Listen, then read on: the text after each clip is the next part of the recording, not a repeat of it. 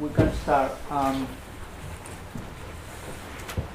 Well, I'm Mauricio Tenorio, professor of history and director of the Center for Latin American Studies here in the University of Chicago. We at the center and students' organization also contact us, and we thought it was important to try to speak of the current events in Mexico City, which, as you all know, have been had affected Mexican society very deeply in a way that it hasn't been seen until, for a long time. We decided that it was going to we were going to bring people who have been working on the subject so that we can get information and ideas, which is what we lack in this very difficult moment in Mexico, in which there are a lot of information, there are a lot of things happening, but we lack a way to make sense.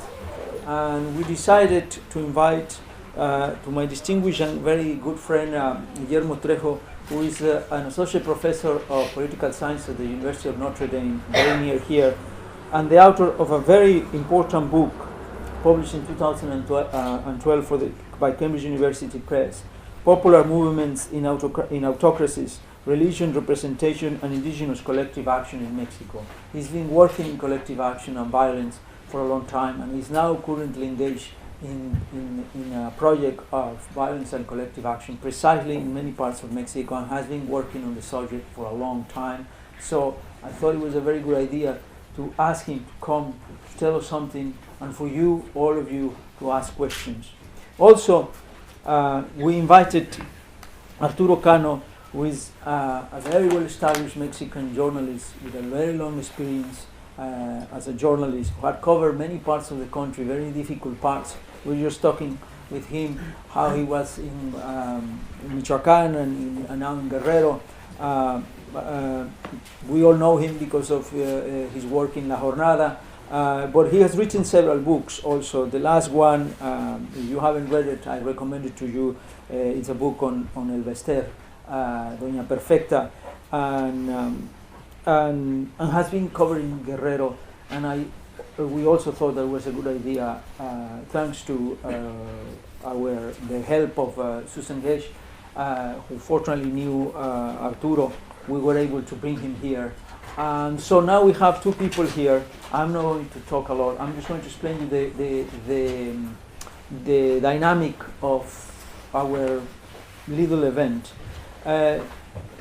Each one will speak for 10 or 15 minutes explaining something of what is happening. And then the rest will be just two questions, whatever you want to ask. And now, regarding language, my friend, I hope you don't mind, and I hope you all can understand Spanish. Professor Guillermo will speak in English, but Arturo Cano will speak in Spanish. Don't worry about your questions. Whenever you have your questions for Arturo Cano in English, somebody will come and translate for him your question. But we hope you can understand Spanish. If we will have used multiple translation, it will be extremely expensive, and it will take us a long time. We will have less questions to ask. So, Professor Guillermo, díganos. Thanks, Mauricio, for the invitation. Thanks to the center, to the university, and it's a pleasure to see you here to speak about a very complicated subject, but at a critical moment. Mexico is probably facing a critical juncture in the midst of a very complicated moment. There's opportunities that can emerge from events. I will basically touch on three issues during my talk. One is trying to make sense of why is it that local authorities in conjunction with organized crime were able to assassinate and 3 students up to this point. That's what we know. And why is it that they were able to basically disappear 43 other students? So that's the first question, the why question, and what does this tell us about the moment in which Mexico finds itself? The second question has to do with the reaction of the state, the federal government, the state, local government, and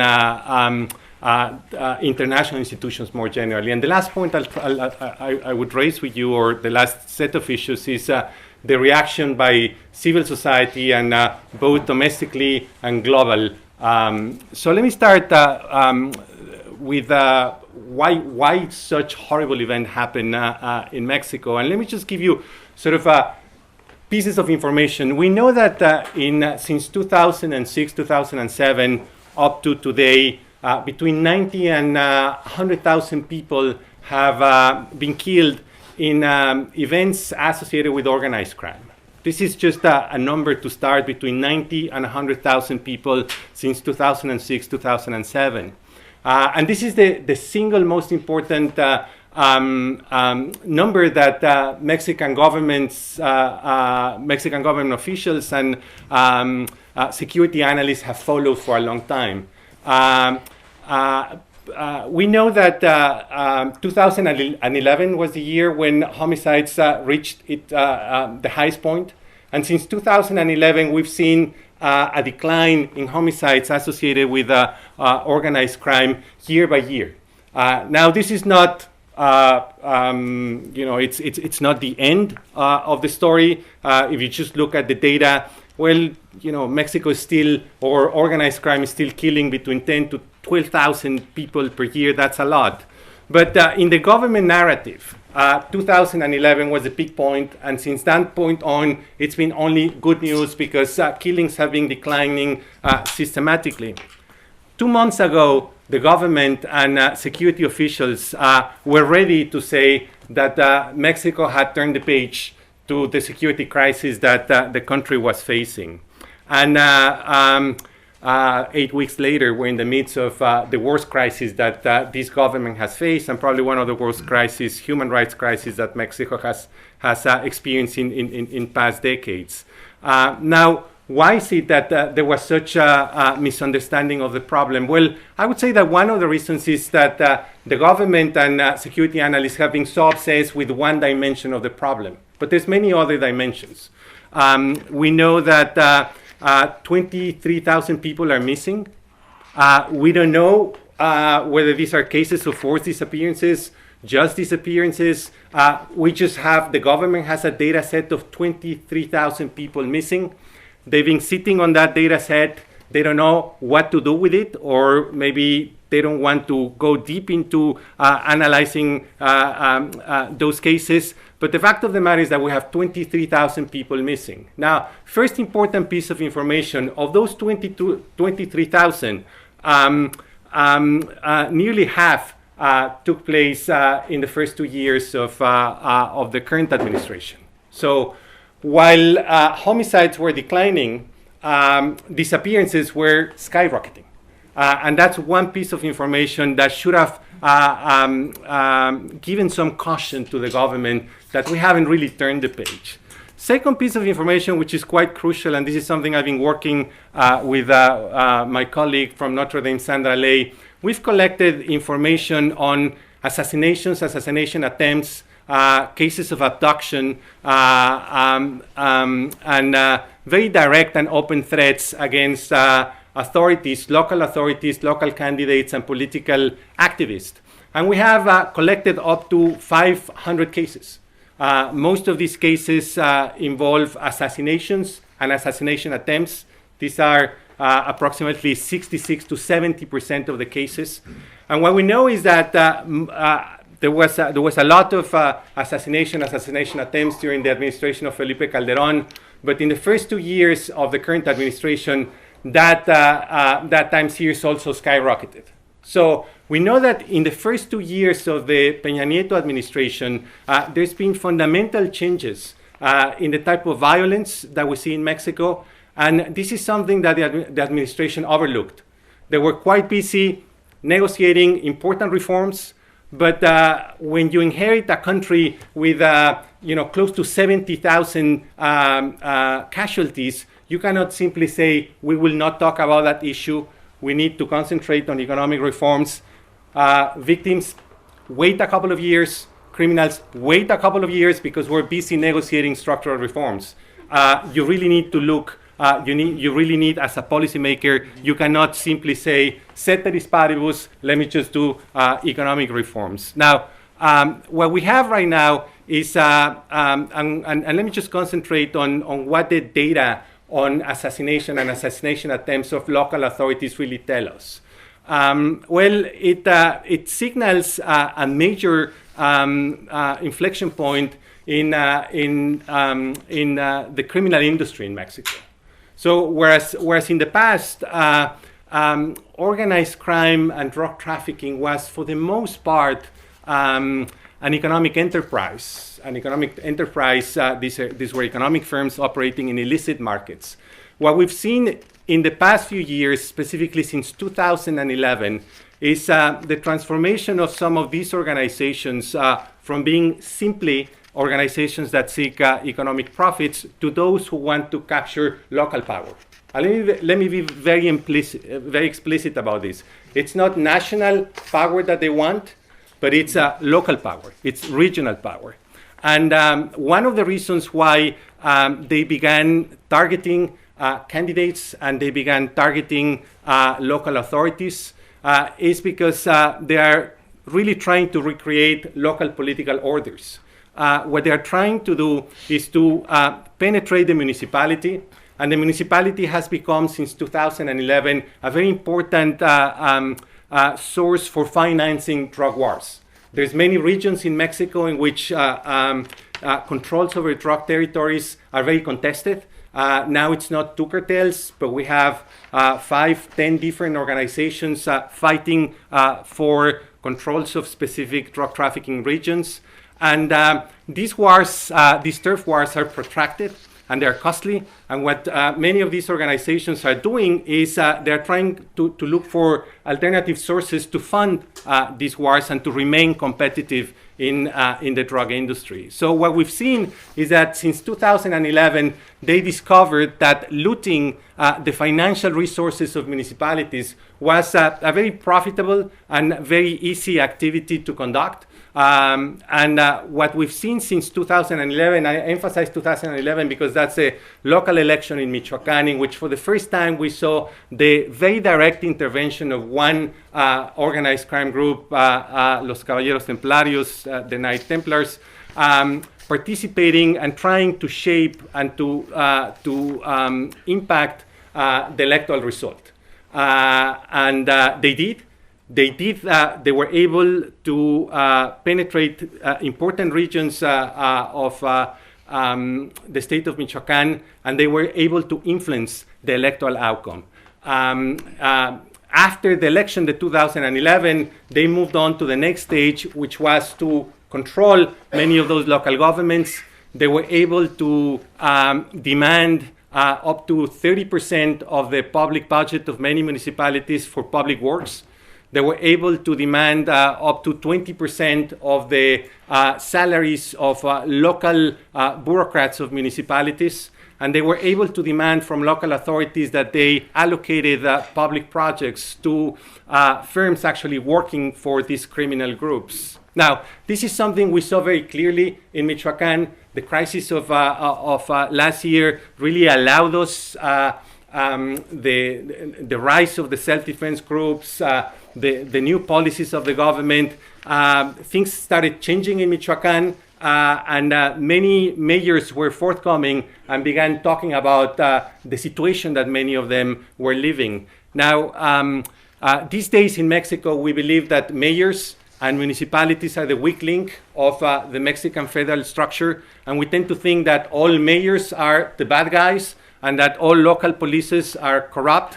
Well, the story is a little bit more complicated. For every Abarca is the last name of the mayor of Iguala, we have many other cases of mayors who were really caught in a very complicated situation when many of these criminal organizations approached them and pretty much said, you surrender 30% of your budget for public works or your daughter or your son will be assassinated. I've talked to families of mayors who were killed in this process.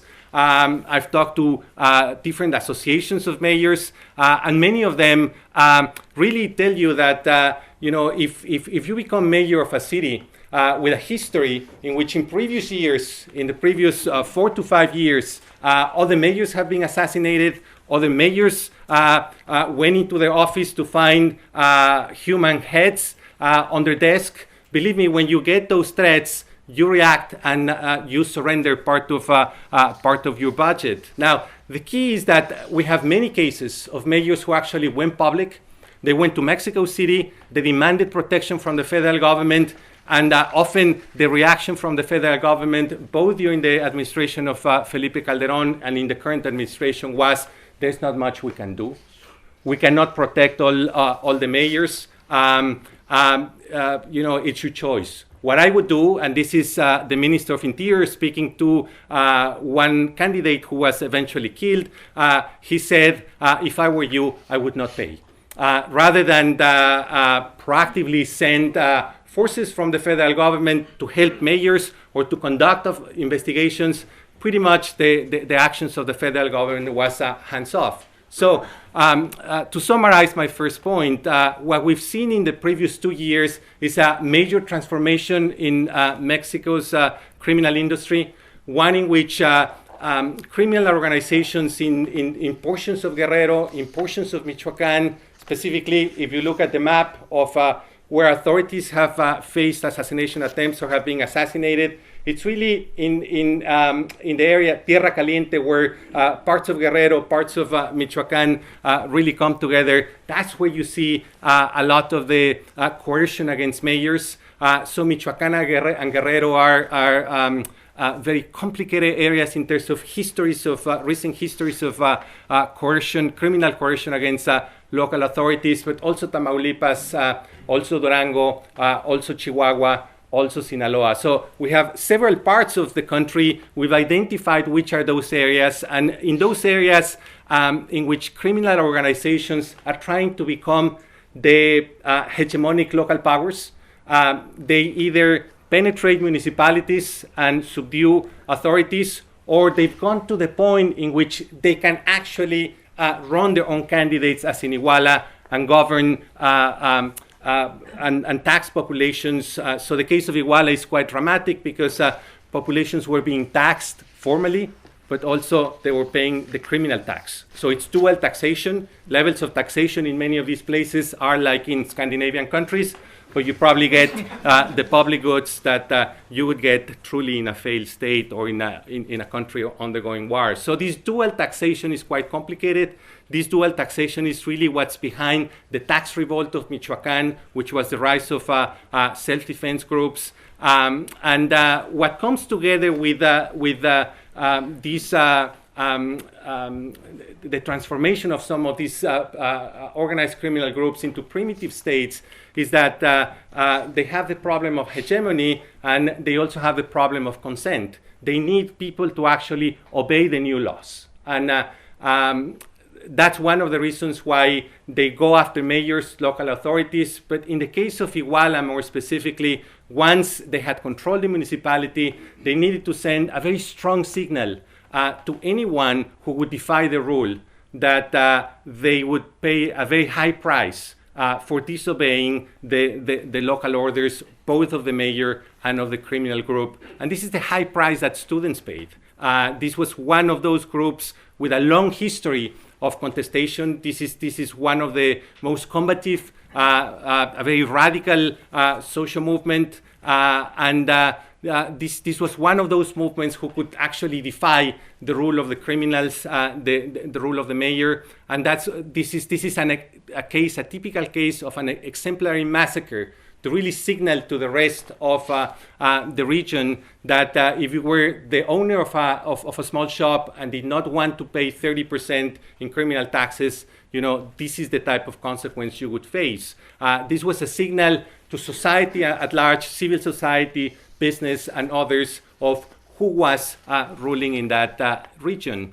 The final point I would make on this first topic is that a history of impunity It really can happen in places like Guerrero, with a long history of repression, with a dirty war of the 1970s that most people in the world don't know about this dirty war, partly because in the 1970s, Mexican President Luis Echeverría became one of the champions of the left, one of the champions of the Third World Movement.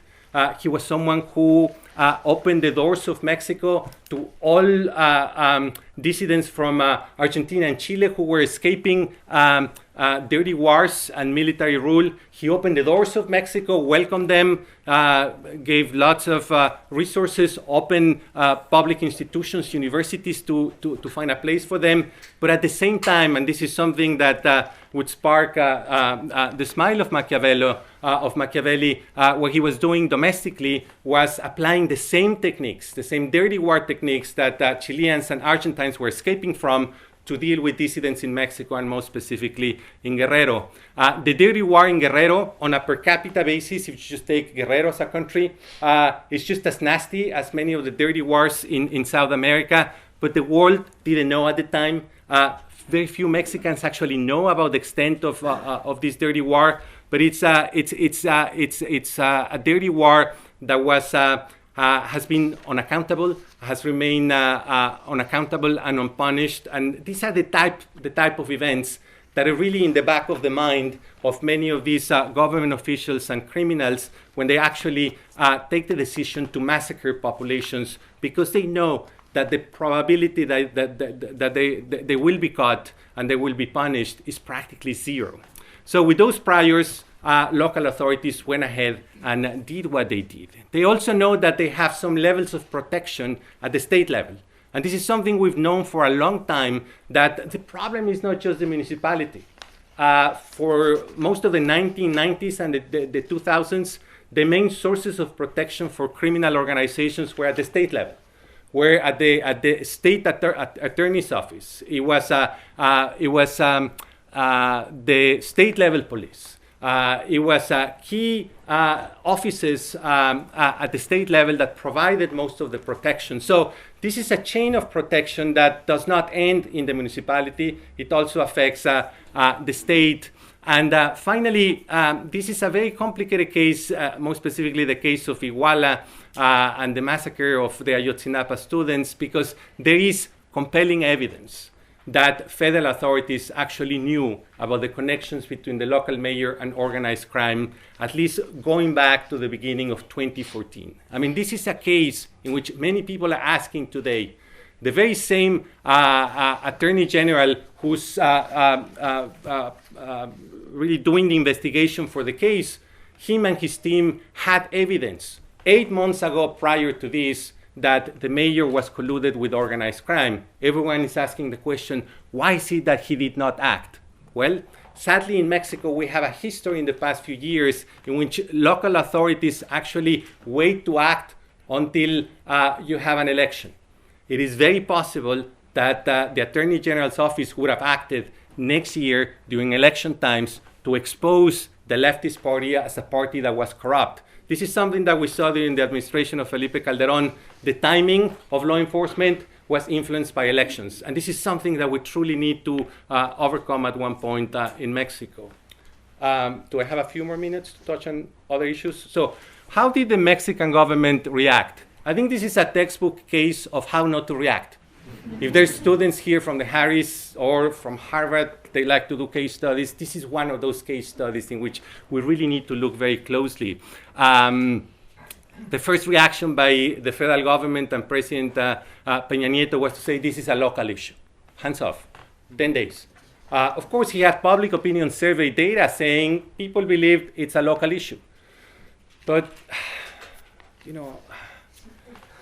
this is the single state, Guerrero, that he had visited the most. He had been very present there, going back and forth and back and forth and back and forth. And suddenly the massacre happens.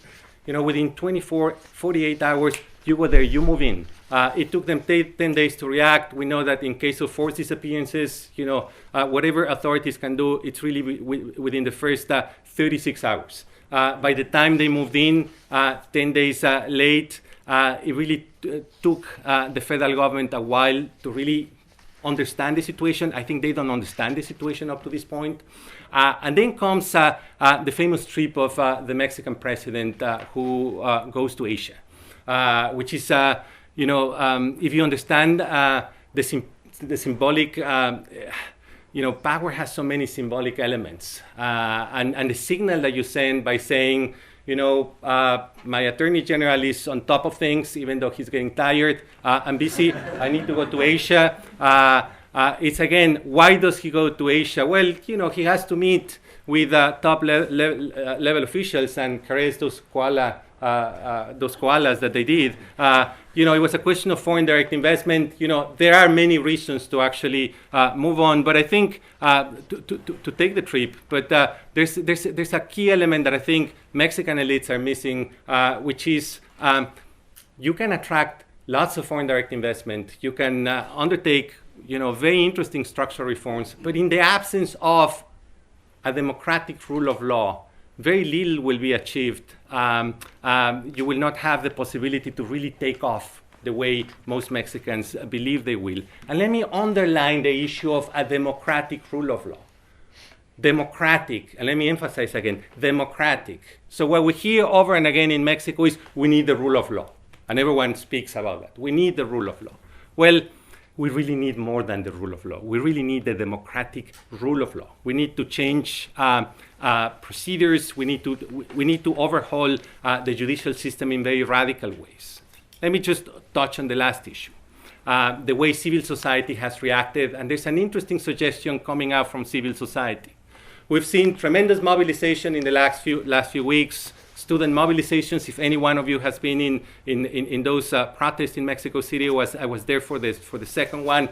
It's pretty impressive. The numbers, it's hard to believe. I've been studying protests events for the last 10, 15 years of my life. It's very hard for me to understand why local Mexico City authorities say, 60,000 people attended these protest events. We've had rallies of 450,000 people. I mean, these have been, we've seen a very intense level of mobilization. What you see is two feelings, and I don't have survey evidence, apologies. It's just what you sense there is moral indignation on the one hand, and anger. People seem to be very angry, but in Mexico City, it's more moral indignation. In some parts of Guerrero, what you feel is anger. That's when you see the riots. So you have a combination of peaceful demonstrations, people using nonviolent techniques. In other parts of the country, you're starting to move into riots and violence, and these centers of power that are set on fire. That really sends a very strong signal throughout the country. Let me just say one final thought on the way civil society has reacted. Much to my surprise, what I've heard in the past few days, in the past few weeks, which really attracts my attention, is that people from the private sector, people from the left, the right, the center, people from all kinds of walks of life are starting to speak the language of truth commissions, which is a very strange language in Mexico. The language of truth commissions is a language that you hear a lot in Argentina, maybe in Chile, in Peru, in other parts of the country, in other parts of Latin America, but not in Mexico. Everyone believes that truth commissions is really something of the left, former guerrilleros, but no, that's for South America, not for Mexico. Well, to really hear prominent voices from the private sector, from academia, from the social left, to really speak the language of truth commissions is quite new, because there is a cry, there is a need for truth. This is something that we hear over and again, and we also hear the language of truth commissions as a mechanism to fight state impunity. Let me just say a few things about why the language of truth commissions could be new, could be interesting, could lead Mexico into a different path. Right now, there's a major crisis in terms of credibility of the state. No one believes the state. The Attorney General can come out and say, this is the narrative, this is what happened. Maybe the investigation is not so bad, but the priors that people have lead them to basically say, You are just looking at a few people. What's the probability that the Attorney General will actually investigate himself and people in his office to see why is it that they did not act in these cases? So there's a very high level of distrust. People are starting to look into the Organization of the American States, the Human Rights Commission. People are starting to think about the UN. People are starting to talk about the language of truth commissions. We have evidence, and I would say both statistical evidence and case study evidence that shows that of all countries of the world that democratized in the last 40 years, we have two trajectories. Those that these days, experience or have become very peaceful societies with some type of democratic rule of law. Chile, Uruguay. But then we have other cases like Brazil or Mexico or Honduras, countries that right after democratization plunge into major waves of criminal violence. Research I'm doing with some of my colleagues at Notre Dame, we find that one of the factors that distinguishes these two trajectories is whether at the time of transition, elites in new democracies adopted or not mechanisms of transitional justice. And there's two mechanisms that are very important in these stories. One is truth commissions, but truth commissions in combination with trials. Truth commissions, that's South Africa. And South Africa is one of the most dangerous countries in the world right now in terms of crimes and homicide. You really need a combination of those two things because it really forces states to look back into instances like the Dirty War in Mexico. It really sends a very strong signal to the military, the police, to security, to the security sector that impunity is not part of the game. That collaboration with organized crime or massacres like the one that the Mexican army conducted in the state of Mexico during the summer are not possible in a democracy in which there was a program of truth commissions. There's the example of Peru. It's quite surprising. When you look at Peru by all means, in terms of poverty, inequality, drug production, the area, neighbor of Colombia, very weak institutions. Peru should be experiencing these days the levels of homicides and violence that Mexico experiences, and they don't. And one of the reasons is because they had a pretty amazing, a remarkable truth commission, a process of transitional justice that is something that Mexicans we should pay a lot of attention to. Okay, thank you.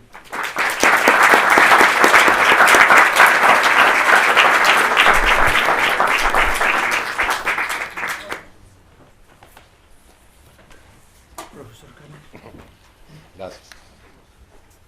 Buenas tardes. Bueno, en primer lugar quiero dar las gracias a Mauricio, a Susan, a los centros que ustedes encabezan y por la invitación a hablar aquí en la Universidad de Chicago. A propósito de comisiones de la verdad, unos días después de la desaparición de los estudiantes normalistas en Iguala, Guerrero, una comisión de la verdad local, estatal de Guerrero, entregó un informe sobre los casos de desapariciones de los años 70 y 80, lo cual nos hace pensar que pues, la violencia, al menos en el caso de Guerrero, y el tipo de delitos de los que han sido víctimas los estudiantes normalistas que conocemos ahora, pues es algo ya que tiene décadas, ¿no? Al menos en esta entidad.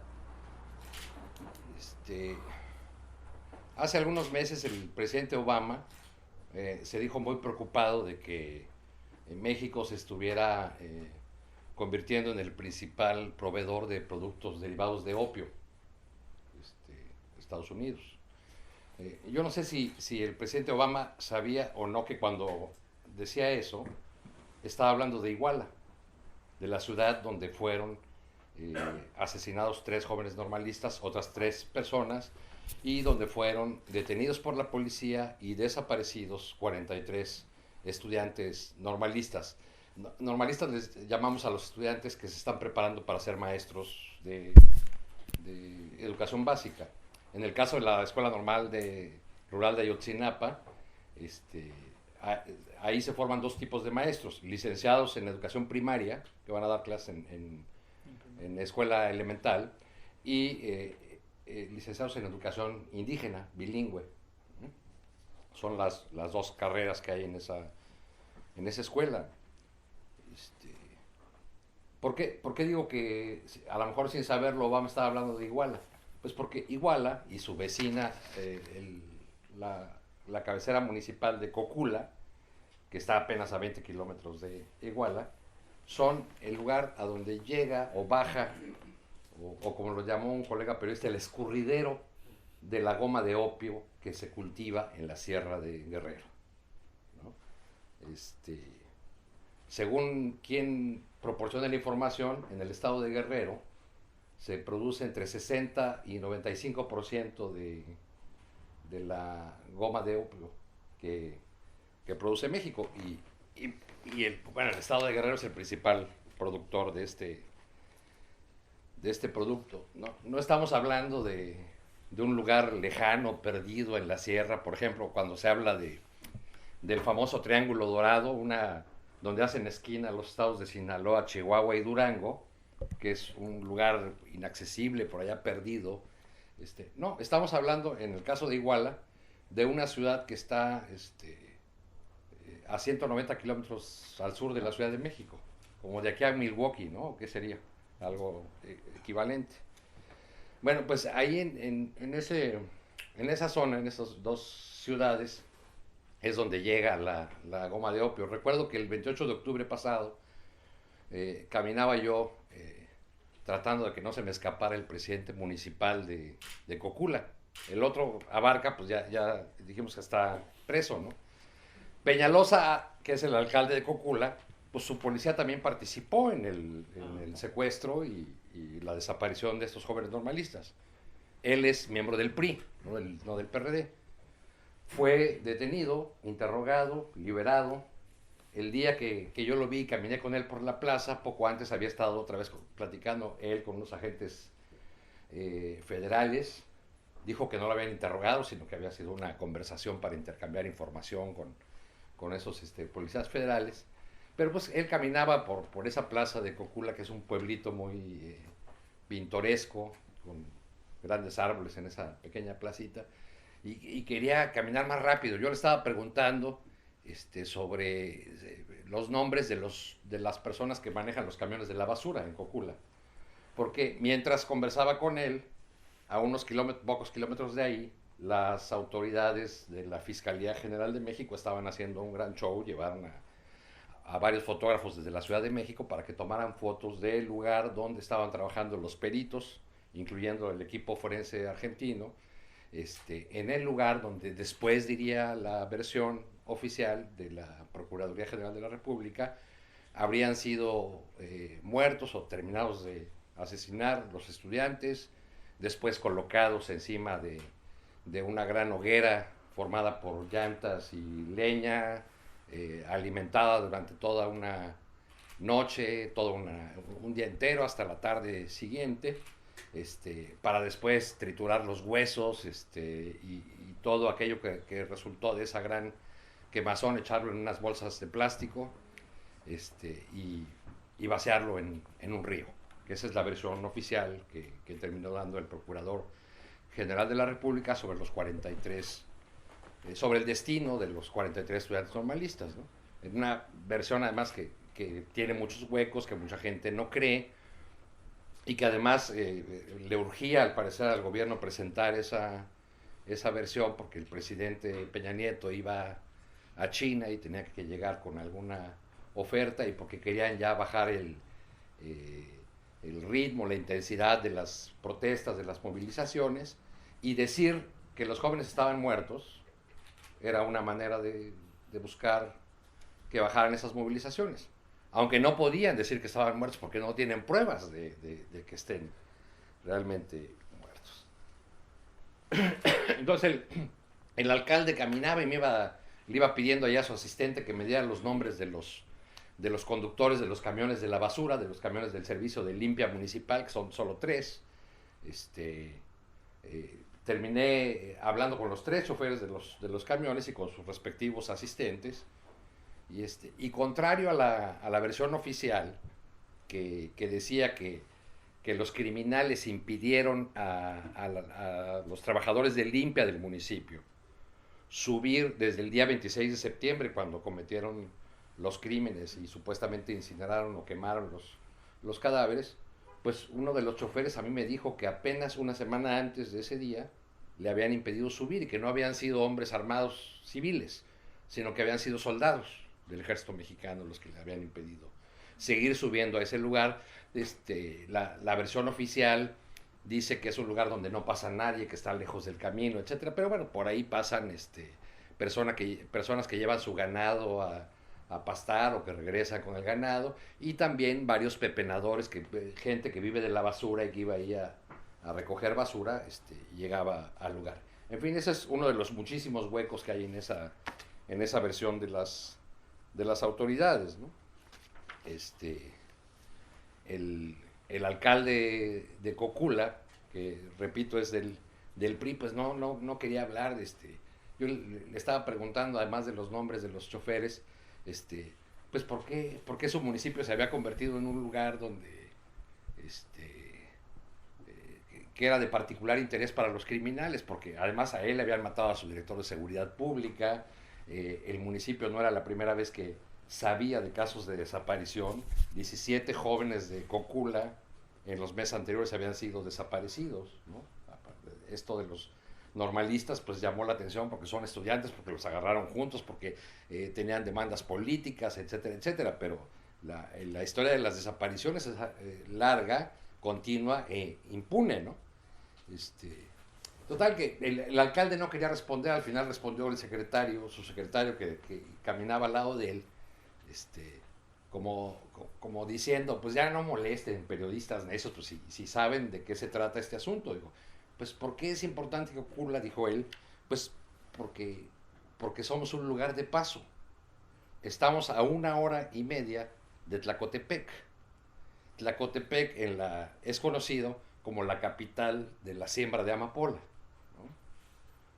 Entonces se cultiva en la sierra, de ahí obtienen mediante un procedimiento en el que trabajan incluso niños, la goma de opio, y se baja a Cocula y a Iguala, que son los lugares donde se empaca para mandarla a su destino, que es la frontera norte, que es Estados Unidos. Como las cifras del aumento exponencial del cultivo de amapola por encima de la marihuana, pues son muy indicativas, ¿no? Ya para 2009, por ejemplo, el Departamento de Estado calculaba que el valor potencial de la cosecha mexicana, que se convierte en lo que se llama la Mexican Black Tar, ¿no? o la heroína negra, rondaba 17 mil millones de dólares. Ese es el tamaño del mercado, ¿no?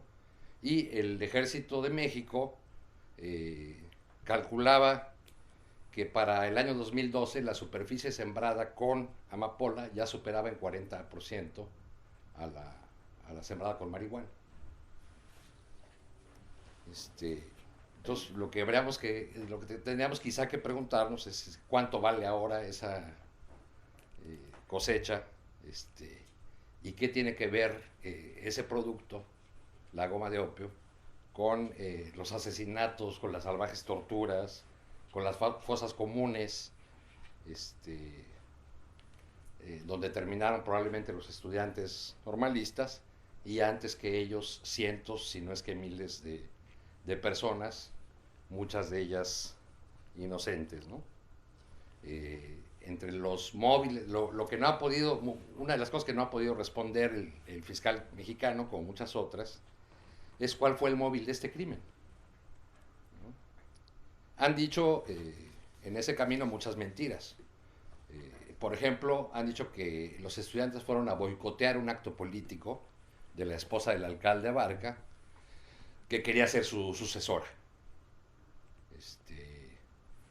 Eso no es cierto. Primero, porque los estudiantes ni sabían que había ese acto político. Segundo, porque ellos llegaron ese día a Iguala simplemente porque en Chilpancingo, que es la capital de Guerrero, no les permitieron apoderarse de los autobuses. yo no sé si han hablado aquí de esa práctica de los estudiantes normalistas, ¿no? Porque o sea, van y se apoderan de los autobuses, los toman prestados durante unos días o semanas, digamos, prestados, entre comillas, ¿no? Y en particular, en la fecha en que fueron atacados, estaban buscando autobuses para participar en la marcha conmemorativa del 2 de octubre en la Ciudad de México. Entonces querían un buen número de autobuses, querían juntar 25, porque no solamente iban a participar los estudiantes de la normal, iban a participar otros grupos sociales que los apoyan o que los acompañan en esas movilizaciones, o alumnos de otras escuelas normales. Entonces ellos tenían como meta reunir 25 autobuses, ¿no? Ese día a Iguala fueron por algunos. Primero fueron a Chilpancingo, que es la capital del estado, pero resulta que ahí se les atravesó, alguien le avisó a la policía estatal, se les atravesó la policía estatal y también una camioneta del ejército. Entonces por eso desistieron de hacerlo en la capital y se dirigieron a Iguala, que está más o menos a 1 hora y media. Llegaron a Iguala en 2 autobuses, pararon en la caseta, ahí detuvieron los autobuses que iban rumbo a Iguala, pero como suelen hacer, no bajaron a los pasajeros, se llevaron los camiones, sino acompañaron a los autobuses a que dejaran a los pasajeros en la terminal, ¿no? Así lo suelen hacer, esa es su práctica, ¿no? Entonces fueron a dejarlos a la terminal. Cuando llegaron a la terminal, uno de los choferes se valentonó, porque ahí estaban otros de sus compañeros, llamó a la policía, así es como se entera la policía, y desde ese momento los empiezan a perseguir, ¿no? Ellos pasan más o menos a 2 cuadras y media del lugar donde está la fiesta del alcalde y su esposa, entonces nunca están cerca del lugar, tampoco van a botear, más bien cuando van por esa calle es porque ya van de huida, van de salida y los empiezan a perseguir. Ahora, ¿por qué los atacan y por qué con esa hazaña? Hay miles de explicaciones. Una hipótesis que ha empezado a circular en estos días es que yo no le doy mucho crédito, pero se las voy a contar nada más para que vean todo lo que se ha dicho sobre el asunto, es que en uno de los autobuses, por azar, había un cargamento de goma de opio, y que era un autobús que iba a salir rumbo al norte, y que entonces era la operación de la policía fue para recuperar un cargamento que los estudiantes se habían llevado sin saber, ¿no? Esa es una de las versiones que hay. Yo creo que más bien la policía actuó pensando que eran elementos del cártel rival, pero sobre todo creo que la principal razón del ataque es que lo hicieron porque lo podían hacer. O sea, que lo hicieron porque lo habían hecho otras veces, con total impunidad, ¿no? Y no había pasado absolutamente nada, como lo prueba el hecho de que todos los alrededores de Iguala, los cerros alrededor de Iguala, estén llenos de fosas. O como me dijo una muchacha habitante de la colonia, ahí cuando encontraron las primeras fosas el 4 de octubre, me dijo, ay señor, pues aquí todo el mundo sabe que esto es un cementerio de narcotraficantes, ¿no? Y nosotros todas las noches los oímos pasar. Y nadie se asoma, porque nada más oímos que pasan las camionetas y suben, ¿no? El 4 de octubre, los contactos de periodistas del estado de Guerrero me avisaron que había mucha movilización policíaca en Cocula. Yo fui hacia Cocula acompañado de un periodista local. Encontramos, sí, una gran movilización policíaca, testimonios de los habitantes que decían que era la primera vez que llegaba ahí la policía en mucho tiempo, que no sabían qué estaba pasando, pero no pudimos hallar más indicios de que se movieran hacia algún lugar específico del municipio, nada más andaban dando vueltas y poniendo retenes y todo. En eso estábamos en Cocula, donde finalmente, según las autoridades, fue donde sucedió todo, cuando me llaman y me dicen, no, fíjate que es en el cerro tal que está en Iguala, ¿no? Ya regresamos a Iguala, cuando llegamos ya había un retén ahí de la policía que impidía el paso. En ese momento la investigación estaba en manos del gobierno estatal. Es el momento que refería Guillermo de cuando el presidente Peña Nieto dijo es un problema local, ¿no? Entonces la investigación estaba en manos de las autoridades del estado de Guerrero, que entre otras cosas hicieron mal las excavaciones, no cuidaron la escena del crimen, pusieron a personajes de protección civil a hacer las excavaciones de las fosas, como si le hicieran los bomberos, digamos, ¿no? Y no personal capacitado en esa actividad forense. Entonces cuando llegamos ahí, pues ya estaban ahí los policías que impedían el paso. Había un viejo policía que estaba muy enojado porque los tenían ya una semana sin dormir desde que había comenzado la búsqueda supuestamente de los estudiantes, y porque no les daban dinero ni para comer, no les daban viáticos. Cuando estaba yo platicando con él, llegó uno de sus compañeros con unos pastelillos de esos de comida chatarra y un refresco. Mire lo que estamos comiendo, se empezó a quejar, cómo nos tiene. Y entonces ya, según él, muy en confianza, me dijo, bueno, nada más usted lo va a saber, aunque después supe que se lo contó a todos los periodistas que nos acercamos por ahí, nada más usted lo va a saber, pero acababa de salir el procurador del estado y había dicho que habían encontrado huesos quemados, ¿no? Restos. Entonces me dijo, pues ¿sabe por qué dijo eso el procurador? Le digo, no, dígame usted, ¿por qué? Bueno, le voy a decir, son 9 cuerpos y el procurador dijo eso porque los quemaron con diésel. Eso fue el 4 de octubre. Sería hasta el 28 que las autoridades iban a decir que eso ocurrió, ¿no? Y este viejo policía ministerial, les llaman ahora, nosotros les decíamos antes perjudicial, o de la judicial, porque perjudicaban a todo el mundo, ya sabía toda la historia, ¿no? O sabía más que sus posibles, que los investigadores o que los forenses, ¿no? Quisiera leerles unos parrafitos breves que escribí ese día bueno, porque 3 días después del hallazgo de estas fosas, las autoridades dieron por terminado el trabajo y yo con un grupo de periodistas subí y pude llegar hasta el lugar donde estaban las fosas, ¿no?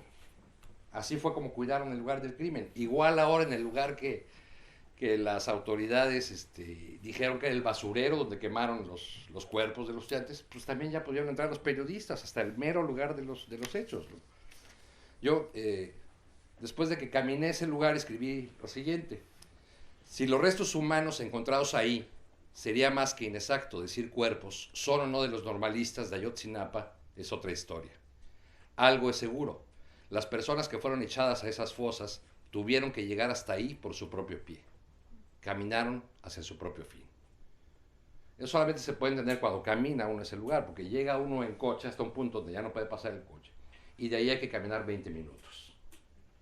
Y el último trecho de la caminata es un cerro muy empinado que indica que los policías o sicarios o quien sea que haya llevado ahí a la gente que terminó en esas fosas no iba cargando a esa gente, los hicieron caminar para llegar hasta su muerte, ¿no? Es difícil perderse a pesar de la espesa vegetación. El personal que trabajó en el lugar durante un par de días dejó las huellas de su estancia desde el punto donde la vereda asciende. Platos y vasos desechables, botellas vacías, restos de comida, guantes quirúrgicos, tapabocas, macabras migas que señalan el camino de la muerte. A la hora que sube un grupo de reporteros, también lo hace un destacamento de la Policía Preventiva Estatal. El espacio de las fosas está delimitado aún por cintas amarillas, pero nadie impide el paso, nadie cuida la escena del crimen. Un amarillento periódico local publica fotografías que dice son de los cuerpos hallados en este paraje de Pueblo Viejo. Cuerpos putrefactos pero enteros, e incluso personas con ropa y con los rostros reconocibles. Le mostré esas imágenes de ese periódico a un empleado del forense de Iguala, del forense local. Y después de ver las fotos, él me dijo, esto no es nada de lo que yo vi. Le pedí que me precisara por qué decía eso. Y me respondió, eran restos, quemados. ¿Cómo decirle? En lugar de espalda, solo había un trozo de piel.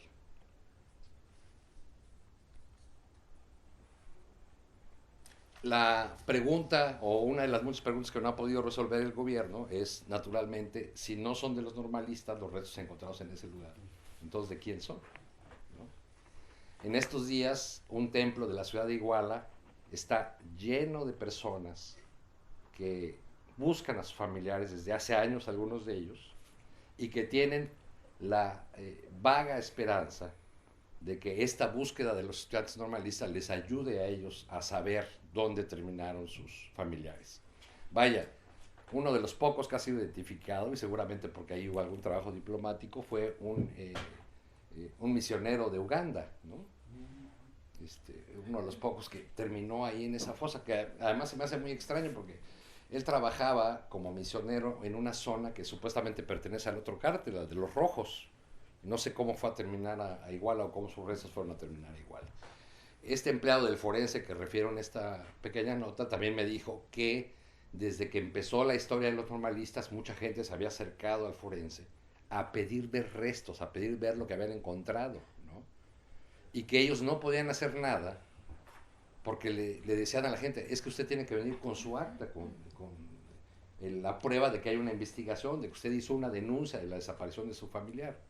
Y el problema es que hay muchísimas personas que por terror al crimen, a este control que ya describía Guillermo, que ejerce el crimen organizado en muchas zonas pues nunca presentaron una denuncia, ¿no? Nunca se atrevieron a decir que su familiar estaba desaparecido.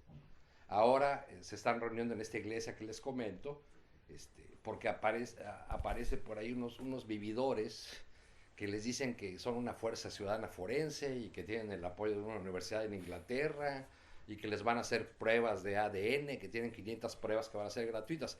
El problema es que si no es algo autorizado por el gobierno...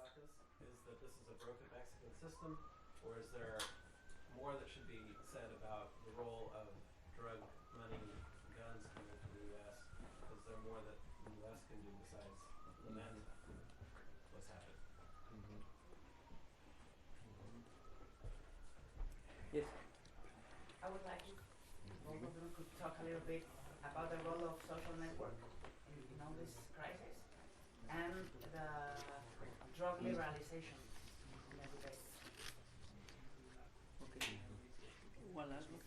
Ahora que estamos más abiertos a la verdad, aquí que nos ha llegado de México a Chicago, a mí lo que más me preocupa, qué es lo que va a pasar con todos los hijos de los narcos, los gobernantes, los autodefensas, los normalistas, la gente común, los civiles, los muertos, o sea, porque ya tenemos plan para 3 décadas. ¿Qué es lo que va a pasar con la niñez y qué es lo que vamos a hacer? ¿Qué es lo que va a hacer todo el país?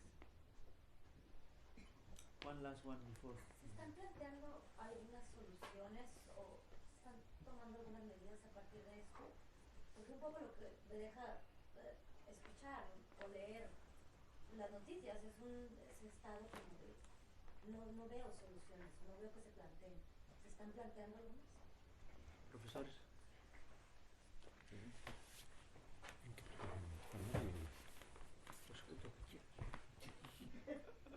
Shall we do it in Spanglish, in English? Do it in English. Okay, so let me go in order quickly. So what's different here? I think there's a key concept here that my colleague Sandra Le has been using in her studies of protest, and that's the concept of responsibility attribution. I think here, unlike many other cases, it's pretty clear that you have a coalition of state authorities and criminal organizations. It's a coordinated action. So the question that many people are asking, ¿fue el Estado o no fue el Estado? ¿No? And one of the beauties about social protest or demonstrations is that, you have a few words to really state your point. And, people are very clear, one bullet. That type of things that professors usually ask students. Tell me in one bullet, what's your point? Tell me in one bullet, what's your question? That's the kind of thing that, if you participate in demonstrations, you develop that skill a lot. In one bullet, you say, fue el Estado, no? And then there were probably 20, 30 articles saying, fue el Estado. And now we are hearing other people saying, no, fue el Estado. So in this debate, you even have some prominent intellectuals saying, people should not blame the state. They should blame the real. And they use those words, and they say, because it's the criminals. Well, I think in this case, it's both. And I think we really need to understand that it's both. that it's the coalition of state agents together with organized crime that were behind this. And this is one case in which there's not much room for doubt. I mean, you know, the question is whether state level authorities and federal authorities were involved or not. But this is a case of forced disappearance in which state agents were involved and coordinated with organized crime. And I think the fact that you can attribute responsibility so easily is what facilitates both major demonstrations. In many other cases, you know, it was fuzzy. Was it the Zetas or not? What was the role of the state? You know, was the military involved or not? Here, it's the fact that you can actually identify who did it. You know, many of us have been, senior scholars, new scholars in this area of organized crime, you know, having saying, you know, it's this collusion that's really at the center of the issue. And people have been saying, no, it's the guns coming from the US. No, it's demand of drugs. Yeah, all that matters.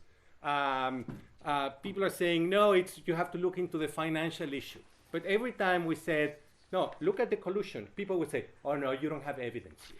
And it's true. We you know, I have a hard time publishing in journals because, you know, reviewers say, you don't have evidence of this collusion.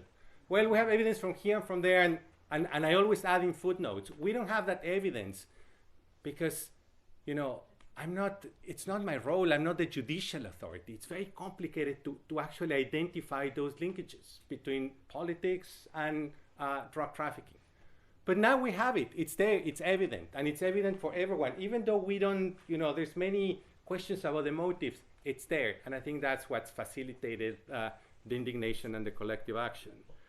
Is this system broken? I think we need to insist that this is a global problem, that there's issues of guns flowing from the US to Mexico. It's demand for drugs here. All that is there. You know, there's a question of whether you liberalize these markets or not. All that is there. But, you know, when you have people like the president of Guatemala, someone who has a very, very dirty human rights record, saying, guys, it's really, you know, liberalize drugs and look at the global system. It's like, no, you also have to look at the local system. You have to look at the military in Guatemala. You have to look at the police, and you need to look at the linkages between the military, the police, the security forces, and drug dealers. And that's what we need to do in Mexico. I think we're at the point in which it's really beyond drugs, because we really need, I mean, to break state impunity. You need to disclose, to investigate, to show, and to punish judicially these linkages. But this really goes back to, you know, when you look at who were the main protectors of the modern drug trafficking industry. One of the key members of the army, one of the leaders of the army, who was at the forefront of the dirty war, El General Acosta Chaparro. We have plenty of evidence that he was involved in drug trafficking. He was one of the key protectors of drug trafficking. The military sentenced him. He was in prison for a couple of years. Then a military tribunal said, no, we were wrong. He's free to go. A few years later, he was assassinated by drug dealers. So we need to trace back that, you know, it's to the 70s, it's to the 80s, it's to the 90s. We need to be able to do that and to open up the system. I mean, it's fairly easy just to point at the U.S. and drugs. It's a major piece of the puzzle, but the other puzzle is domestic, and we have to face it. We have to face it sooner or later, because building a democratic rule of law takes decades, centuries. Mexico has postponed this. So policing in Mexico. Policing has been, since the 19th century, a political issue. There's no question of civilian protection. What does the military, the police at all levels, what's their mandate? I mean, for most of the 7 decades that the PRI was in power, it's political policing. We need to just turn that page and really think of law enforcement agents. I mean, how many of you in Mexico would dare, if you're a victim of anything, to call 911? You know, it doesn't even cross your mind. I mean, I don't even know the number, because, you know, if you do that, I mean, 90% of crime goes undenounced. And doing statistical analysis, one of the factors that really depresses the probability that people denounce crime is the perception, almost the certainty, of collusion between members of El Ministerio Público and the criminals. So when citizens actually believe, if I denounce crime, there's going to be retaliation, I don't do it. So we need to break that sooner or later. Questions of social networks. Social networks have been quite important, but in the absence of organizations, this is the lesson of the Arab Spring. Through networks you can do a lot, but sustained mobilization, the type of sustained mobilization that we need in Mexico, to really, force power to speak the truth, and to really, turn the page of impunity. The type of mobilization that we need, we need to really go beyond the social network and really have to have the face-to-face organizations to really keep this going. What to do with the country? The question of that ties together with questions of measures. What do we do now? Well, we're at the stage in which we're ready to hear more of the same. Nombren un fiscal especial. We all know what happens when you name a fiscal especial. The fiscal especial, sorry to use this language, se va a hacer güey un par de años and nothing is going to happen. I mean, this is a story we've heard over and over and over. I mean, you create a bureaucracy that will never solve any issue, and at the end, the fiscal will probably say it was a collective suicide. So we need to explore different types of mechanisms. The attorney, the state attorney, we know what they did. And we know that the state attorney does that, and the investigative units from the state attorney do that because they've been corrupted by organized crime for decades to do precisely that. The deputies that are in charge of investigations, those are the units that organized crime buys off. They are in the payroll. So what's the role of those guys? Whenever there's a crime, an abduction, whatever, they're the ones who actually get there first and remove any evidence that could say it was the Zetas or it was whatever. So the role is to remove evidence, not to seek for evidence. So we need a deep reform of the judicial system, but I tend to insist that, again, we have this debate of whether we should have a unified police. That's a big thing right now. What's the solution to this? Should we have municipal police or state-level police? Well, anyone who has done work on human rights and who has data on human rights knows that the #1 violators of human rights in Mexico have been state-level police, not the military, state-level police. They learned a lot from the military in the 70s, but when the military went back in the barracks and they tried to change their public image by giving haircuts and by creating all these plans whenever there's a national emergency, the military is there, they help, they also give you haircuts. They've changed their public image. Yeah, they have. But they also taught state-level police how to use the techniques they used in the 1970s. Now, if you say, let's just disappear local police and have unified police at the state level, which is the big thing, the big obsession in the past 6 to 7 years of different political parties. Well, unless you reform the state level police, you will create another monster. Now, what do we need? And this is perhaps my personal obsession with the question of truth commissions and other transitional justice mechanisms. We really need to explore new mechanisms. Guatemala is giving lessons to the world with a commission against impunity, in which the UN is involved and local actors are involved. I think Mexico needs to reach out. We've reached a point in which to reach out of the country. I know that that's very complicated. I remember as a child, going to the Museum of las Invasiones. We don't like to ask foreigners to come in and help us. I think Mexico is one of the few countries that has a museum against invasions. It's very difficult for us to actually reach out, but I think it's time for that, because there's no credibility. There's no credibility on the parties. There's no credibility on the state at different levels. And I think it's a question of self-survival at this point for parties. Parties would say, no, it was the PRI, no, it was the PRD, no, it was the PAN. You know, they don't get the point that they are at a point, or they've reached a point in which, you know, their own self-preservation could be at stake. You know, if they are self-interested, they need to do something to change this narrative. We were supposed right now to be digging into Mexico soil to find oil. That was the national narrative. You know, after the reforms, this is what we were supposed to be doing. You know, bringing foreign direct investment, you know, looking into the soil to find new reserves of oil. Well, we're digging out bodies in clandestine mass graves. Something went dramatically wrong, and we need to understand and to take action. Profesor. Bueno, hay una de las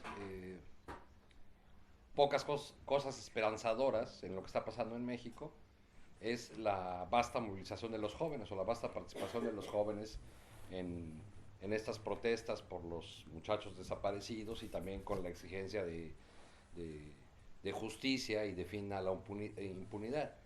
Digamos que hay por lo menos la esperanza de que hay una generación rescatándose a sí misma, porque las víctimas principales de esta guerra contra el narcotráfico, de la inseguridad, de la violencia, han sido los jóvenes. Realmente en algunas zonas del país se puede hablar de una generación perdida, o dos, no sé. O sea, cuando en Michoacán le toca a uno ver sicarios o jóvenes autodefensas de 13 o 14 años de edad, pues ¿cuál es el horizonte de esos niños, ¿no? ¿Cuál es la posibilidad, cuál es el camino por el que pueden transitar, o el futuro al que pueden aspirar? A muchas generaciones de mexicanos se les dejó la opción, algunos quizá los más intrépidos vinieron para acá, ¿no?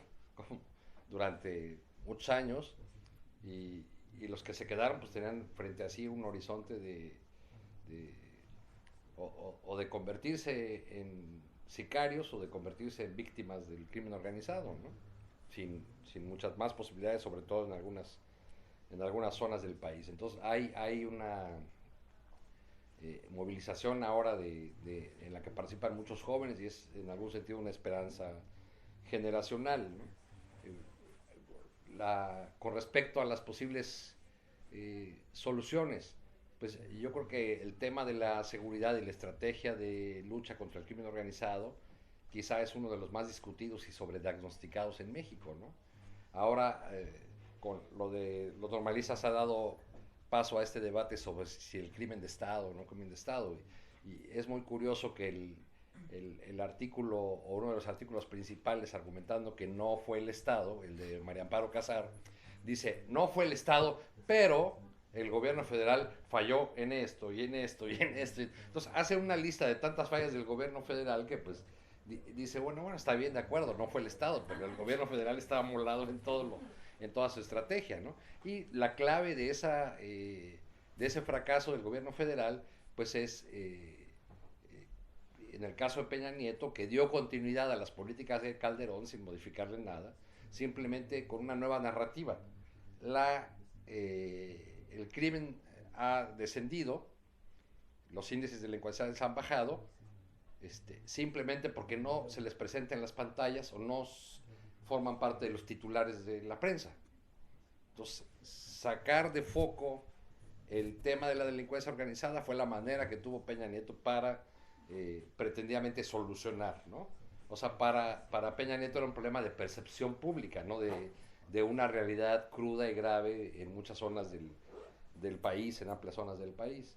Entonces, mientras no haya un cambio de la política que implica pasar por revisar los acuerdos con Estados Unidos, que implica por resolver de fondo el tema de la impunidad, que implica sacar a las Fuerzas Armadas de la lucha o del tema de seguridad pública, ¿no? Que ya ese asunto de las Fuerzas Armadas se ha vuelto ya como un dogma, ¿no? Cuando se admitía todavía hace poco que era una cuestión temporal, que había que ver cómo se iba resolviendo. Pues ya parece que ahora no solamente están de manera directa en las calles, en cuestiones que tendrían que ser atendidas por las policías, sino también cada vez que un gobernador o un presidente municipal quiere evitarse problemas, nombra a un militar o a un exmilitar como director o secretario de Seguridad Pública. Entonces van haciendo cargo los militares de todas las tareas de seguridad pública, ¿no? Frente a lo que estamos, para usar una figura del propio gobierno de Peña Nieto, en mayo pasado, el comisionado, le llaman el virrey, ¿no? Alfredo Castillo, que fue la persona que Peña Nieto mandó a Michoacán para convertirse en el gobernador, el sustituto del gobernador y el mandamás del lugar, y que tiene amenazado a todo el mundo y que metió a la cárcel a la mitad de las autodefensas y a la otra mitad las tiene bajo amenaza. El 10 de mayo, Día de las Madres, dio banderazo de salida a la nueva fuerza policíaca de Michoacán, ¿no? La formada por las autodefensas uniformadas. Él mismo en ese evento dijo que les quería recordar a los nuevos policías que una señora en Apatzingán, la capital de la Tierra Caliente michoacana, le había dicho, pues ojalá se termine la impunidad, licenciado, porque si no, esto nada más va a ser un cambio de diablo, ¿no? A mí me llaman todos los días todavía, porque estuve muchos meses cubriendo en Michoacán el tema de las autodefensas. Me llaman cuando no de la costa, de Apatzingán o de alguna otra población de Michoacán para decirme, oye, hoy hubo una familia secuestrada, hoy hubo 2 levantados, hoy robaron no sé qué, hoy hubo tal balacera, hoy hubo muertos, etcétera, ¿no? Pues en Michoacán lo que hubo fue un cambio de diablo, ¿no? Nada más. Y yo diría que esa figura que usó el propio comisionado Castillo se puede aplicar a todo el país, ¿no? Durante décadas el PRI en el gobierno, los 70 años que duró antes de este regreso triunfal con Peña Nieto a la cabeza, nos dijo que México se cocinaba aparte de toda América Latina porque en México nunca había habido dictaduras militares, siempre habíamos tenido estabilidad, más o menos democracia, pero yo creo que lo que ha ocurrido en el caso de Ayotzinapa, la muerte el asesinato por el ejército, ahí sí por el ejército claramente, de 22 personas, muchos de ellos ejecutados una vez que se habían rendido en el caso de Tlatlaya, y otros casos más, lo que nos indican es que no hay un cambio de diablo en realidad, ¿no? Sino hay el regreso del mismo diablo, de un diablo que es muy conocido en México, el viejo diablo del PRI, ¿no? El viejo diablo autoritario, corrupto y cínico, ¿no? Que es un viejo conocido de los mexicanos. Yes. Sometimes when I see this movement, I'm really happy, but I have questions because there have been youth movements before that haven't been capitalized by the youth to really change the institutions of Mexico. And I can remember the I Am 142 movement and other movements that generate a lot of movement, a lot of press, a lot of everything, but at the end we have the same institutions, we have less transparency from the last structural reforms passed by the government, so we are not going forward, we are a little bit going backwards. What can we do as students of the University of Chicago to help push an agenda that will really make a change and not be something of a media event, like being something more profound? Thank you. Yes. Sí, quería ver si ambos nos podrían dar su opinión acerca de los movimientos anarquistas y cómo interactúan con los movimientos sociales que han surgido, las marchas que están ocurriendo en el país y su opinión de lo que dijo el presidente la semana pasada de que son movimientos tratando de desestabilizar. Escuchar su opinión. Yes. Como parecía la primera pregunta, uno de los procesos más difíciles de cualquier movimiento social es efectivamente institucionalizar la energía de la calle hacia algún proceso o institución que pueda tener un poder de decisión, un poder de cambio real. ¿Creen ustedes que están dadas las condiciones para generar este paso institucionalizador? ¿O cuál sería el rol de la sociedad civil fuera de estas instituciones tradicionales, cuáles podrían generar algún cambio en México? poco ligando con la pregunta, quería ver si entre esto que está pasando y lo de la Casa Blanca, que ha tenido también como un impacto internacional muy grande y que pudiera de algún modo cuestionar la imagen de Peña Nieto como este gran salvador, que no, la imagen típica esa de la portada del carro, si se le puede a partir de ahí, que es donde obviamente donde duele más es en el dinero, si esto, o sea, desde su perspectiva, si esto va a tener un impacto en la inversión extranjera y por tanto por ahí van a venir los cambios, porque obviamente creo que todo el mundo compartimos esta necesidad de hacer algo, sobre todo porque estamos fuera y porque nos duele la patria que está lejos, pero evidentemente hay una impotencia, hace falta un cambio en la estructura judicial, eso no lo vamos a poder hacer la sociedad civil. Entonces sí está muy claro que un poco también buscar, y hay mucha gente ha insistido muchísimo en que el cambio contra el narco es por el dinero.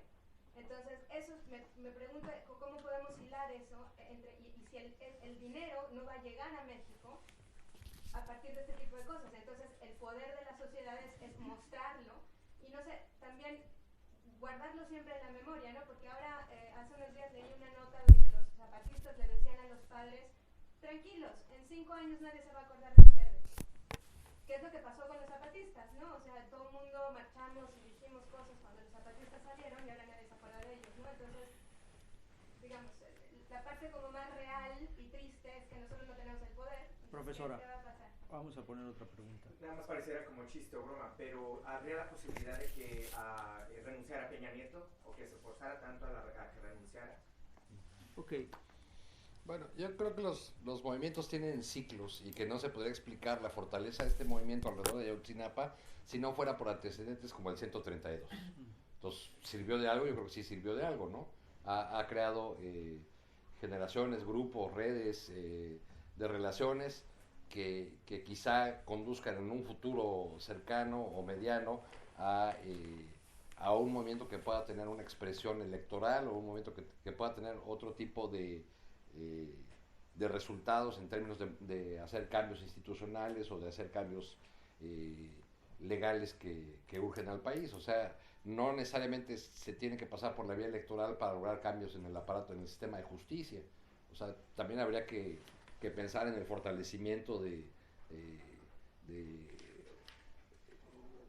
los cada vez más desprestigiados sindicatos y de otro tipo de modalidades organizativas de la sociedad, no solamente expresiones tipo ONG o movimiento como el organizado alrededor de Sicilia, por ejemplo, ¿no? Que pues, sí, también ya tuvo su ciclo y se agotó, sino en recuperar otras formas que devuelvan la voz a sectores de la sociedad que están excluidos, porque los únicos que tienen voz ahora son los poderes que ya forman parte del Estado, como los que se aglutinan alrededor de los poderosos medios de comunicación, ¿no? Yo creo que esos ya dejaron de ser poderes fácticos para convertirse realmente en parte integrante del Estado, ¿no? Son funcionales pues a todo un sistema. Entonces yo creo que tendrá que avanzarse en un nuevo ciclo quizá más maduro hacia después de la elección del 15. No soy muy optimista porque ya queda muy poco tiempo para la elección intermedia de mediados del 2015, y ahí va a funcionar, en mi opinión, la inercia de los partidos políticos, incluso de los tradicionales. Yo creo que el gobierno de Peña Nieto en este momento tiene mucho interés en seguir apoyando y fortaleciendo al PRD y a otras opciones partidistas para que no le crezca una oposición verdadera, que quizá la podría llegar a representar Morena, de López Obrador, ¿no? No sé si lo sea o no, lo cierto es que para el poder constituido y para los partidos principales resulta muy molesto, ¿no? López Obrador y su agrupación política, aunque hay sectores de este movimiento alrededor de Ayotzinapa que lo meten en el mismo costal de los partidos tradicionales, ¿no? Y que también responsabilizan a López Obrador de tener algún juego en el asunto de Iguala. Respecto de los grupos anarquistas, pues yo creo que ahí hay de todo, ¿no? Hay desde grupos que son auténticamente que auténticamente reivindican quizá a Flores Magón al camarada Durruti, pero hay otros que son de plano provocadores y infiltrados o grupos de un anarquismo nerdental muy atrasado que simplemente son útiles a los fines de provocación de sectores del gobierno, ¿no? Han tenido, por ejemplo, con frecuencia sus enfrentamientos con los compañeros reporteros gráficos, ¿no? Con los periodistas de la Cámara, y muchas veces incluso a golpes, ¿no? Y entonces a trabajadores de la prensa, de los medios de comunicación, fotógrafos, los golpean con el argumento de que son prensa burguesa, ¿no? Prensa vendida. Ese es el argumento de algunos de los... Yo creo que ahí es muy difícil deslindar, porque no solamente... la etiqueta de anarquistas es algo que le colgaron los medios, pero no todos son anarquistas, ahí hay de todo, no solamente hay unos que reivindiquen la anarquía, también hay otros que reivindican el marxismo-leninismo, pensamiento presidente Gonzalo u otras variantes de la izquierda ultrarradical, ¿no? Por el lado del dinero no entendí muy bien si la referencia era que las inversiones no van a llegar y entonces la cosa se le va a complicar más a Peña Nieto. Pues yo creo que ya la tiene muy complicada, ¿no? Porque todo el escenario que hicieron de la reforma energética era con otros precios del petróleo muy distintos a los que estamos viendo, y que al parecer la tendencia va a seguir hacia la baja, y todas las expectativas de crecimiento, que creo que la Secretaría de Hacienda es la única que no ha revisado a la baja últimamente, ¿no? Que ya después de 4 revisiones a la baja durante el año, pues que ya nada más le faltaba una más para cerrar el año, pero todos los demás analistas están diciendo que las expectativas de crecimiento son aún más reducidas. Entonces, la gran promesa de Peña Nieto, de que gracias a las reformas va a llegar una derrama incomparable de inversiones y muchísimo dinero para el país, y que entonces, como va a caer tanta agua, a todos nos va a salpicar, ¿no? Es exactamente la misma promesa de Salinas en los 90, ¿no? Tenemos que hacer cambios porque si creamos grupos empresariales fuertes que puedan competir con los grupos de Estados Unidos y Canadá que van a entrar con el Tratado de Libre Comercio, esos grupos económicos fuertes mexicanos van a traer tanta agua a nuestro tinaco que cuando nos bañemos a todo el mundo le va a tocar. Esa fue la gran promesa de Salinas, y fue una promesa que nunca se cumplió. Yo no veo cuál es la diferencia con la promesa de Peña Nieto. So something about the movements, and what I would say is that even though students are playing a prominent role here, I would say that this is not just a student movement. This is a movement of victims. And while the 132 is the antecedent, I think we really need to go back to the peak of protest against the assassination of the son of Martí, and then of the son of Cecilia. So those are the peak moments. And what we really need to realize is that this is a major wave of protest. Within this wave, there's cycles, but this is an accumulation of protest of the last 10 years. This is something that Sandra Lehe published an article in Letras Libres about, and she's very clear about this. There's this accumulation, there's continuity, there's different peaks. This is the highest peak that we've experienced. What we need is really, or what these movements need is really the sustained coordination and solidarity of different movements. And this is what the Zapatistas, to some extent, were telling the parents. I mean, eventually you're on your own. The victims will be on your own. And what we need to prevent is that from happening. So the key question is how you sustain mobilization, and let me emphasize non-violent mobilization. And let me say a little bit about that, because we have a long history in Mexico. Some of the most important institutional changes that led to the democracy that we have right now took place in 1963. So reforms that were very important, 63 and 77. What happened in those? The introduction of the proportional representation system in 63, the enlargement of the proportional representation system in 77. 77 is crucial because that's when all parties are legalized. There's an amnesty against rebels, and you have a serious PR system So that means that you no longer have to have your AK-47 to have your voice heard. You can participate in elections, and then you'll have a place in Congress. You'll be a minority party, but the institutional route open up. So major reforms. 94 and 96, when the government finally surrenders controls over its ability to manipulate elections. And we have, you know, a pretty decent institution. 94 and more specifically 96.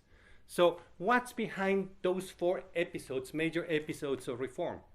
It's not electoral competition. It's not major economic crisis. It's not, in one there is in 96, but not in the others. It's not major episodes of peaceful demonstrations, but what you have is the rise of armed rebellions and the fear of governments, 63, 77, 94, 96, that if the rebels get together with the non-violent movements, you'll have a social uprising. When they saw that, they said, let's change the electoral system, 63. Let's open up in 77 after you repress movements. After the Zapatista uprising, 94, open up, we relinquish, we don't want a social revolution. And 96, when things were, it was the chaos of the economic crisis together with the persistence of the Zapatista movement and the transformation into an ethnic self-determination movement, that's when they said, we really relinquish it. Free and fair elections. Well, we need to change armed rebellions and fear being the main mechanism that motivates elites to undertake major, serious institutional reforms. I think we need to understand, not just, you know, as a society, that we cannot let armed rebel groups now take over and say, this is the time for truth and this is the time for nonviolence. Now, you know, what are the main avenues of any Mexican city? Insurgentes y reforma, weapons. Insurgentes y revolución, I'm sorry. Subway stations, all revolutionary leaders. You know, we don't have streets here, Martin Luther King. We don't have Gandhi streets. I mean, the introduction of the nonviolence movement, we did it in the 1980s. One of the founders, Cecilia Rafael Anderreche Gomez Morin, another one of the founders of the nonviolent movement, the grandson of Gomez Morin. You know, nonviolence never took off really in Mexico. So when people say, what do we do with foreign direct investment? An economics colleague says, you know, international corporations don't care. You know, there's chaos in Michoacán, there's chaos in Guerrero. It's okay. Mining in those contexts is really profitable. So what do? They either call the Minister of Interior or Foreign Affairs and they hire their own private guards, or they pay criminal taxes. They pay to La Tuta and to the Knight Templars and say, because it's still profitable. So international capital goes to places like Nigeria or goes to places like Mexico. Maybe this is the time to learn from what's out, and I know this sounds very radical, very foreign to Mexico, because we don't speak this language. But what South Africa did, the movement did, the anti-apartheid movement did, with those international investors who were doing in South Africa what investors do in places like Michoacán y Guerrero, we boycott you. We don't buy your products. Maybe those are the kinds of things that we could start doing to really take away the agenda from the more radical wings. So what happened after the Ayotzinapa massacre? Right away, the LPR, LRP, all the guerrilla movement said, oh, this is our time. No, I think they might recruit students over the long run, but you know, it's going to take them a while to react. So I think there's room for nonviolence. There's room for asking for the truth. Now, next year is an election year. And let me say, maybe disagree a little bit or give a different interpretation from Arturo's.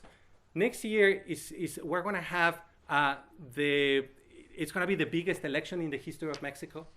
It's a midterm election, but for the first time, we'll have all these states and all these municipalities that are trying to have concurrent elections with the federal election. So we're going to have elections in many states, in many municipalities. This is going to be a mega, massive election, no? A huge tamalote of elections. Now, what's the problem? Michoacán has elections. Guerrero has elections. Tamaulipas has elections. Some of the key focal points of violence with histories of disappearances, mass graves, they will have elections. It's a particularly complicated period. Places that have histories, you know, I can go on and on telling you about places, one municipality in Michoacán in which the last 4 mayors have been assassinated. So who wants to be a mayor there? Not someone with a PhD, not someone with a master's, not someone with a college degree, not someone with high school level. Someone with a middle school degree who is cheap to buy off for organized crime. So what can the federal government do rather than ask parties, you know, don't name the bad guys. No, like, why don't you protect your local elections, your mayors, investigate some, but protect others to change conditions. So what can we do? And someone was asking, so, you know, what can we ask the government? Why asking the government or not? You know, I think Javier Sicilia once gave a brilliant answer when President Calderón, you know, so in one of these major meetings in El Palacio in El Castillo de Chapultepec, when Sicilia said, you know, all of you, and he had there President Calderón and the entire cabinet, you know, you should apologize for not doing your job right. And the President Calderón was really moved, and he said, you know, why me? Why not the narcos? And he gave a brilliant answer that's really almost a textbook of democratic theory.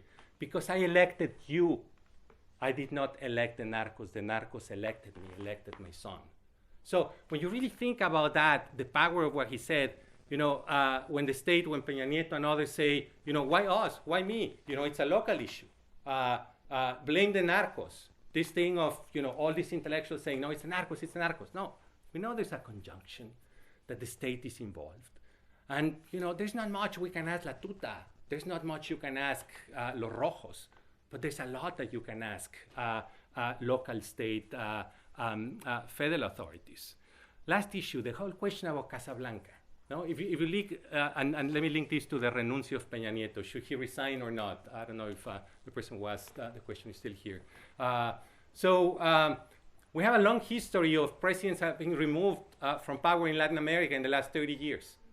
And really, if I don't want to feed the paranoia of Peña Nieto, but if you look at the context in which presidents, nearly 20% of presidents have been removed in Latin America in the past 20 years or so, you know, every single element that is there present in Mexico was there, where presidents were removed in Bolivia, in Ecuador. I mean, it's a very critical moment. Now, what do we gain from removing Peña Nieto? Again, it's not a question of people. It's a question of changing systems. So do we want the governor of Guerrero to resign? Well, it's a ticket to impunity. Do we want Peña Nieto to resign? It could be a ticket to impunity if he's involved in any of these things by omission or by commission. So I think we're beyond that time in which we need to ask, let's remove everyone, que se vayan todos. Que se vayan todos, and then what do we gain? So it's a question of trying to understand dynamics of institutional change. The president has reacted quite negatively from China. I don't know what advice he got from China, the biggest authoritarian regime in the world, but he comes back and he basically says, he uses the language that we heard in the 1960s and 1970s. He uses two concepts. Están desestabilizando mi gobierno, no? And two, they are attempting against the national project. Oh my God, the national project. What's the national project? I may be for structural reforms, but if you look at public opinion surveys, the Mexican public is divided. You cannot really speak about a national project. And using the language of me están queriendo desestabilizar and thinking, you know, the target really here is Carmen Aristegui. And I'm glad Aristegui responded very quickly. You know, she said, you know, by doing this type of investigation, investigative journalism, I'm doing my job. And what's part of my job, the job of a free press, is to exercise accountability. And you call that desestabilización, you call that a threat. Wow, that's the language. I mean, suddenly Mexico was moved back, you know, 3-4 decades. And, you know, when you think about it, you know, Peña Nieto is a president, yeah, well, he comes from the state of Mexico. And he's Minister of Interior from Hidalgo. Two places where the PRI has never lost. Two places in which there's a long history of repression. I wish electoral mechanisms could change people, but there's a weakness here, and there's practices of governance that we need to change quite dramatically. And I think, the persistence of nonviolent movements could be the way to go right now to avoid major escalations, outbreaks of rebellions or so, and to force power to speak the truth. Well, I'm afraid we will have to leave it in this note because we have to finish and return the room which was lent to us. So thank you very much. Thank you very much.